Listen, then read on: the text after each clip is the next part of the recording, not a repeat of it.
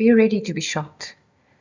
This video is about the deepest level of prophecy in songs, and we're going to talk about a kiss that is so powerful. It's truly the most powerful kiss in the world, and it's in the Bible. There's a woman that we read of in Song of Solomon, and she starts off, after explaining that she's busy with the Song of Songs, which belongs not to her but to Solomon. She heads straight into asking this groom, yearning for him to come and kiss her. From the unison between the bride and the groom comes the life. Now, take a step back. Who's the groom? Messiah. Messiah gives us life by being united to what? What is his suitable helper? It's taking the death verdict. In other words, being united to the fiery justice of God. Right? Who can help the Messiah bring forth life and redemption to us? You can search for as long as you want. You're not going to find a suitable helper other than him fulfilling the death verdict. And it helps him to redeem. I hope it's clear. But yeah, you've got to know that in order to understand what she says next when she says she desires a kiss from her groom. Let him kiss me. Now in the Hebrew, the word kiss has a tie in the root thereof to grabbing. The fire is telling the Messiah, come and grab me really tightly like a weapon. Get a hold of me. And she says it must be done with that kiss, with that cleaving, with that grabbing hold of her, of his mouth. Now, if you think about a mouth, the word there, if you think about just your face, you see it's a type of edge, type of end there. And in the mouth, it's the place where from you breathe out. And in the Hebrew word for mouth, the root, it goes to blowing out, scattering. So she says to him, let Jesus cleave death by breathing out breath. In other words, let him die. She says, for his love. Now what's translated there as love, the root word of that in the Hebrew ties with boiling. If you think about Psalm 22, describes the crucifixion in extreme detail. Everything that happened there is there in a prophecy by David long before the Messiah came. You'll find that similar image of taking the heat, the one that is the sent one of God, the Messiah would be like his bones would be melting as if like a candle, right? It's in the midst of boiling. So this woman, the Isha, the fire, the bride, the justice of God would have him boil. And that is the choice wine. Jesus explained the wine is his blood, and the choice is the preferred blood. Other word for choice in the Hebrew ties goes to preferred. So if we read this again, going into the depth of prophecy, understanding the groom is the Messiah, the woman calls for him, and she's the justice, fire, wrath of God. She says, grab me. Lock onto me like with a kiss, because you love and respect me. Jesus, you love God's justice. You don't go against it. You respect it. Come and get hold of me like a weapon. Come and cleave me with your blowing out, with your mouth. The boiling is the choice, the preferred wine. Preferred blood testimony. Jesus is the fulfillment of all the sacrificial lambs in the Jewish sacrificial system. In actual fact, he was dying on the cross. It was the moment when the lamb died in the temple at the time of 3. And his blood is the blood whereto all those lambs pointed. It is the choice blood testimony. And in the Hebrew we find in the blood fermenting, right, effervescing. It's almost like cooking, boiling image as well. He was bleeding in the wrath of God, boiling, while grabbing on and fastening to her. And so she became a weapon in his hand, whereby we live. Remember, it's the groom and the bride that wants to produce life, because we can live, because he died. Words that she now speaks ties precisely with where she left off. That word, in other places we find that word being used to speak of the smell of sacrifices that pleased God. So she's saying the smell, in other words, in Hebrew, the root there goes to ruach. He accepts the sacrifice. Jesus' sacrifice was accepted by God. He is the preferred blood testimony that God accepts to pardon us. Remember, she is the bride wanting to be with the groom, and in their being together there will come forth life. So she says, your sacrificial breath that pleases God is, there we find, it is abundant. The word that's translated as oil, in its root, it ties with shining. If you think about oil, sort of that yellow golden glow that it has to it, and it's used when it comes together with fire, it burns the fire, right? It's bright and it's greasy and it's abundant and it's rich. Jesus breathed out his breath, his ruach that was accepted by God when God accepted his death there on the cross, his sacrifice. There came this almost like oil that's burning. There came bright light across the earth. At the exact moment he released his breath. At the time of 3, being the sacrifice that all the other sacrifices pointed to, when in the temple the lamb was being slaughtered, Jesus outside on the cross released his breath, and the sacrifice pleased the Lord, and bright light poured. Darkness that was on the earth between 12 and 3 was gone. It was shining bright, well-favored oil that was emptied out, right? And then we find she says, thy name. Now in Hebrew, the word for name ties with your report. What is the report of Jesus? What is his, also ties with renown. What is his renown? What do we know him for? That he died, that he breathed out his breath to save us.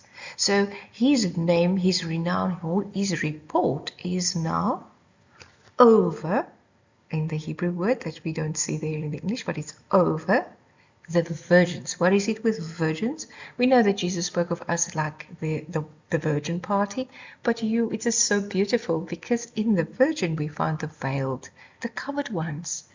We are hidden in him.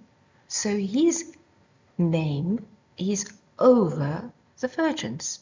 Jesus' name is over us. His report is over those that are hidden in him. The Christian virgin party, right? And you need to stay true to him, having your oil lamp there, right? Your lamp filled with his well-favored shining light that comes by his breath. Now, what is Jesus' name? We've spoken thereof. It is Yahushua. In other words, God is salvation. So she says, God is salvation's testimony. Jesus died, and therefore God can save us. Testimony is over the hidden ones, is over the ones that's covered by him. And his name in the what is translated there in English as God, in the Hebrew ties with Yah. Right? It is Genesis 2 that's active there. We find God gives life by breathing out his breath. That's how he gave life to the very first human being there, in the literal bringing this generations of human beings that we all belong to life because of his breath. We live by the breath of God. And the same way we are redeemed.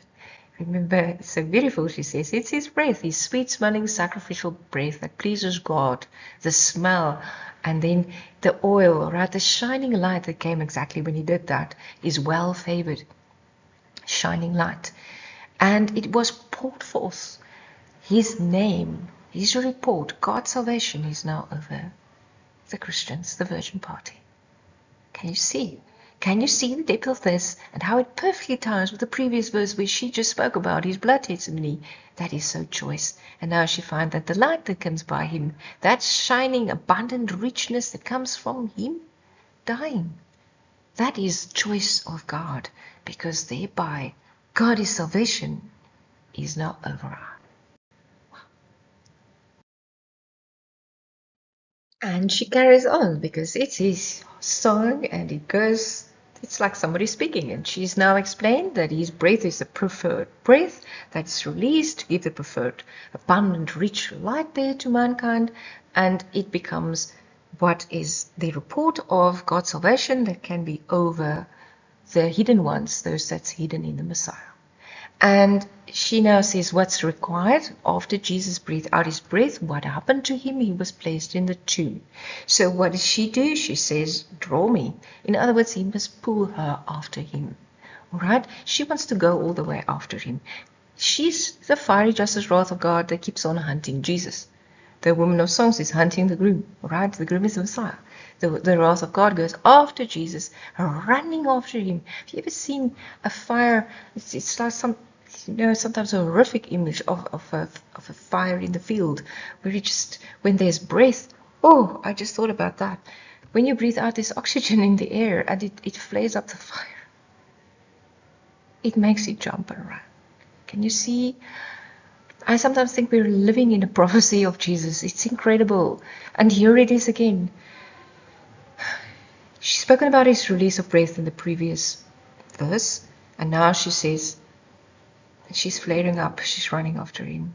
She's running after him, and where is she running? The king is going into the chambers.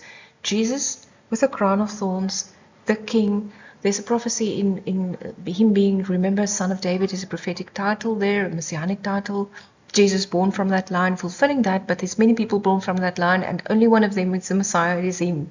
Because son of David in his naming prophecy has a root that goes to boiling. He's the son in Hebrew ties with a likeness, right? He's the likeness of boiling, the crowned, thorned, reddened king. Jesus was blood red. David is associated with the warrior that is the red one. Jesus was warring death. He was overcoming the damnation of mankind by being united to the justice of God that was taken from God, redirected back at him. And she's coming for him. She says, we will run. That crowned king, right? Jesus, the fulfillment of David, has brought me the fiery justice and wrath of God, that leaping fire that goes after him with the release of breath, the oxygen in the air. She goes after him into his chambers. That word in the Hebrew ties with a bed chamber. She goes to his bed. What was the bed? Jesus' deathbed, remember? She goes into the tomb with him. Now what is translated there in the gladness, right? Apart from the fact that they're happy, remember who's happy here? It is God's justice that's satisfied. Remember, he's now fulfilled it. And it is Jesus, because it's God's salvation, that is happy and satisfied, because he's busy building a way to save. So they will rejoice. It is God being true to himself, coming up with a master plan to redeem us and give love, when there's supposed to be none, because we're guilty.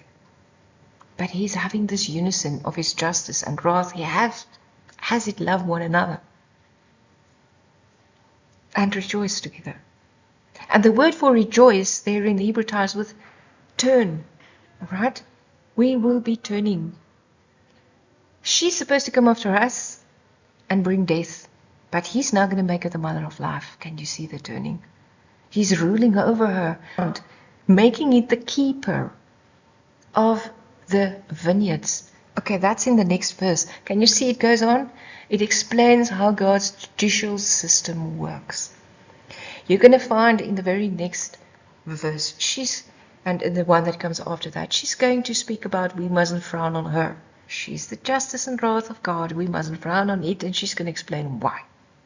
And she's going to speak about being the keeper of the vineyards, and in vineyards there's an association with the grapes and the blood testimony, but also it goes to a garden. The garden is a defense system.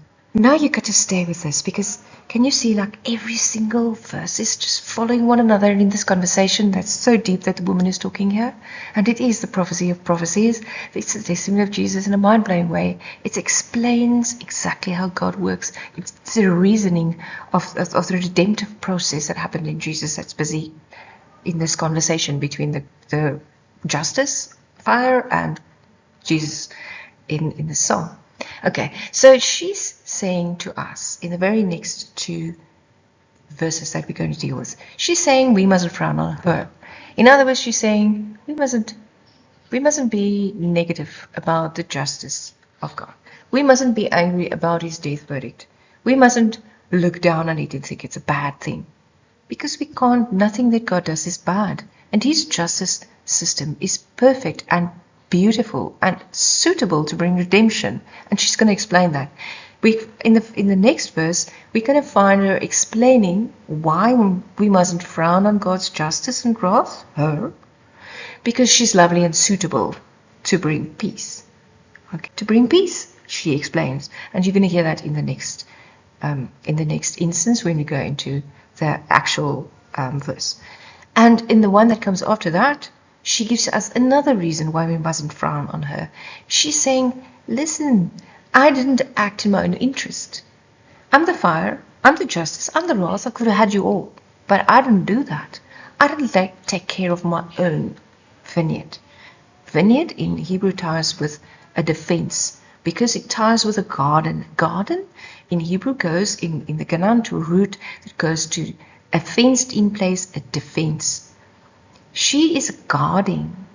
She's taking care of the defense system of God by having Jesus. Let's say that again. Because the justice and wrath of God took Jesus down, she had him. Instead of taking all of mankind, she took him. And now, being united to him, she guards God's defense system against the death verdict. So she's working sort of against herself because she took him. She can't no longer have everybody on earth. She cannot have the hidden ones. So she worked against herself. And she didn't keep her own defense, her own vineyard, her own garden. We're going to see that in the next 2 verses that we're going to speak about today. Can you see? Okay, so let's go into the text.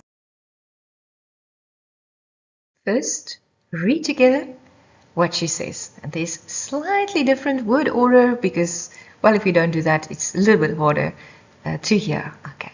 So going into the original order, she says, dark eye, but lovely, daughters of Jerusalem, as the tents of Kedar, as the curtains of Solomon. Dark in Hebrew ties with death. We find it in the very beginning in Genesis, and you can think about the time when Jesus was on the cross. There was darkness. Dark. We also find the going dusky, going into darkness. There's an association with dark and death. So she's saying, who is she? She's the justice of God. She's the death verdict. She's saying dark and dusky. Yes, indeed. The fire bride is exactly that. But, and here it comes, why we mustn't frown on her. Lovely. Suitable. Because it is God's judgment that we're talking about. It's not our own. And of course God's judgment is right. Right? So it is the suitable one. And that word, it just takes you back to Genesis, because there it is said of the woman, she's the only suitable helper of the Messiah. And she is death, she's darkness, but suitable. And we find that it is daughters is the next word that she says. And daughters in the root thereof goes to building up. Because, well, through the daughters there come more babies, the family is being built up. So it is the building up of, and in Jerusalem there's a tie with shalom and peace. So she says, I may be dark, I may be death, but I'm so lovely and suitable to build up peace. Isn't that true of the justice and wrath of God? Because without it, if Jesus didn't die, how can there be pronounced life to us? How can the hidden ones be covered by the renown of his name, by the report of God saves through breathing out breath? Of course, she's the lovely, suitable one to build up peace. And she goes on, and she has a type of a simile there in the image of tents, right? A tent, if you think about a tent, it's a place where you can be covered in, a dwelling, right? So it's like the covering or the dwelling of, and in Kedar there's association with darkness again, death, okay, mourning. So what is she saying? She's saying, dusky darkness am I, death am I, but I'm the suitable helper, I'm lovely, it's God's justice, for building up peace as the dwelling place of death and mourning, indeed, at the cross. As the hanging, the curtain, if you think about a curtain, what is it other than something is hanging? Okay, in the Hebrew, the word in its root means hanging. Like the hanging of Messiah. right, to the groom.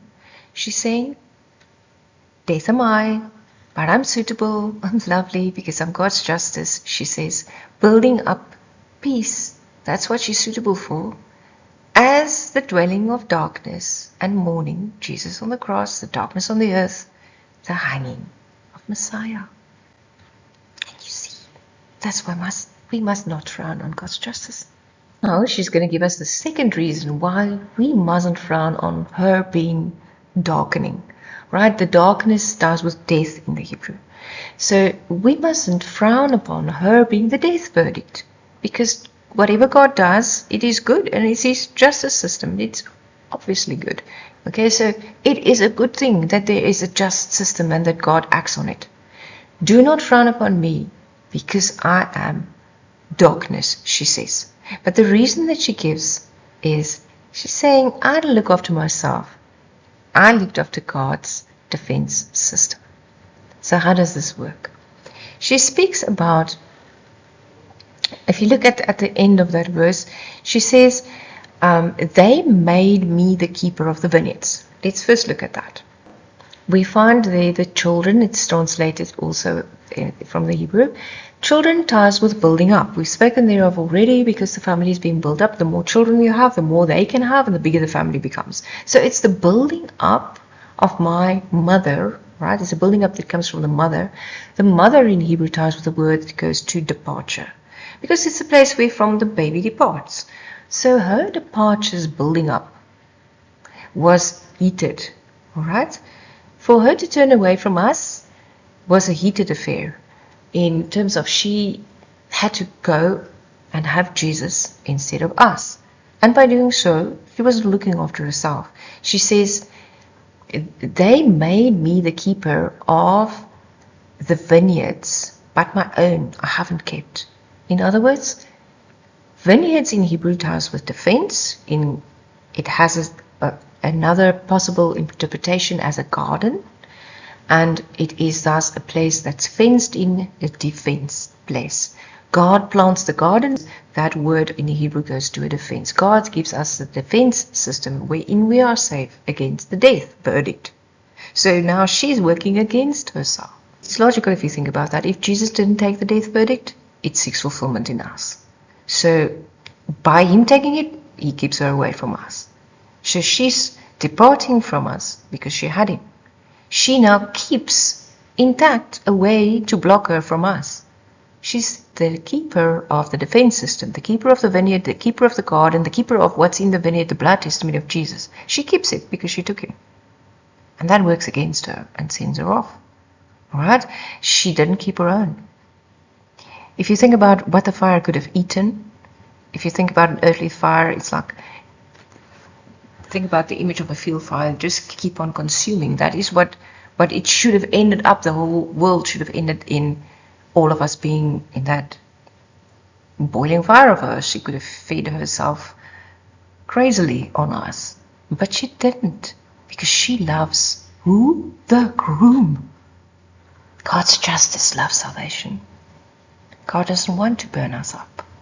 He doesn't want us to be destroyed. He wants to save us. His justice, her, loves Jesus, God's salvation. And now it is not looking after His own interests in its ability to come after us. It's looking after God's ability, Messiah, Jesus' interest, coming to save us. She's the keeper of the garden system of God, the defense system of God, being united to the groom. And indeed she is. And she's not taking care of her own defenses. She's not saying, I will not take Jesus and now I can have you all. Do not look upon me because I'm death. Do not look upon me because I'm God's darkening, fury, wrath in fire, fiery justice. She says, because the sun, and in Hebrew that does with the brightest one, has pierced me, has looked upon me, ties was pierced, right? Jesus, when He died, the light came, He breathed out His breath, the brightest one is Him. Literal, not the literal sun, but His prophecy there. She's now the keeper of God's defense system against us having her. And that's not looking after her own interest. So don't frown on the death verdict, she says. In the very previous line, she says, because she's suitable to bring peace. It's the only way that we can have peace is by her having him. And she's also the one that guards God's defenses. So one day when you and I are standing before God, we are accused by Satan saying we're sinners, we must have death, she must come for us. She gets turned away from us because she's guarding the defense system in God's salvation. She had him. Jesus died. She can't have us. She's looking after the testimony of Jesus because she had him. Now she goes away from us. And thereby, we must not frown on her. We can have redemption. She's, after all, the God of it. She's, after all, in unison to him, turned by him into the mother of life. Awesome. Can you see how she explains redemption? And here we find the conclusion in terms of her final before the groom speaks. All right, she says, tell me, O thou my soul loveth. Isn't this beautiful? Because who she is, she's God's wrath and justice that's supposed to consume us. And what does she love? Jesus. God's salvation. God giving life to us. He has his justice. Love is salvation. He says, tell me, God's salvation, where do you feedeth? Where do you make your flock to rest at noon? For why should I be the one that turneth aside by the flocks of thy companions? In other words, why shouldn't she have, in Hebrew, that word for the flock ties with migrating ones? Remember, we are like in the image of the flock, the sheep. We are migrating. Where are we migrating to? We're migrating into heaven. And why should she be turned away from us in our migration there? Aside? Why should she turn aside? Why should the wrath of God no longer come after us? Because Jesus, he died. All right? He, at noon, at 12, was on the cross when the darkness was coming. At noon is the very time when he did have her, in the time of 12 o'clock, noontime. It is the time when the darkness was over the earth on the cross while he was busy pasturing and making rest, busy dying. All right, pressing out oil. It's also tied with that midday image, the noontime. It's a brilliant, bright light time, but the darkness came over him and he was busy pressing out oil. There's a lot of prophecy. We're going to speak about that in other videos. But remember, he came from the Mountain of Olives, where he was the previous night going into the judgment and then going on to, and then he was being pressed in the grip. Remember, she wants to be grabbed. It was in that pressing out of oil. Olive oil. He's the crushed olive that renders the oil. Right? He was sitting probably under an olive tree, that tree that we read of in Gethsemane, and that place's name ties with the oil press.